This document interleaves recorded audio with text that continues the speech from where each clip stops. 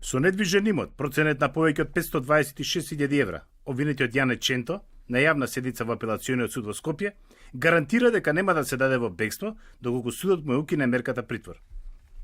Во својата кратка елаборација на веќе поднесената жалба, штипскиот адвокат Донче Наков рече дека решението на кривичниот совет на Скопскиот кривичен суд, со кој Јане Ченто обвинет за загрозување на уставниот поредок, односно случувањето 27 април минатата година е лицемерно, бидејќи понудена е втора највисока гаранција и зад неа стојат 7 семејства. Јас почитуван суде, нема да бегам. Бегаат само кукавиците. Јас нема да побегнам од мојот син. Оваа гаранција од безмалку 530.000 евра ја обезбедија 7 семејства, мои роднини, пријатели. Јас сигурно нема да им донесам неволја на тие луѓе. Впрочем, јас пред шутка бев 1 месец во куќен притвор и да сакав да бегам, ке избегав.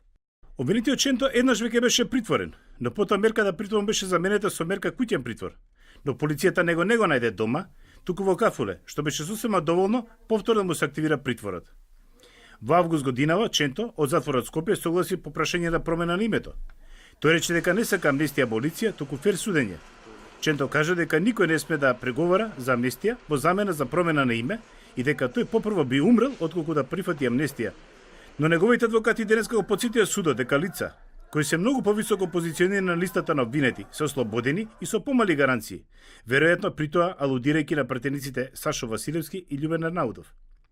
Телевизија 24 неофицијално дознава дека јавното обвинителство за гонење на организиран криминал и корупција дало негативно мислење по барањето за укинување на мерката притвор и за обвинетиот Крсто Муковски.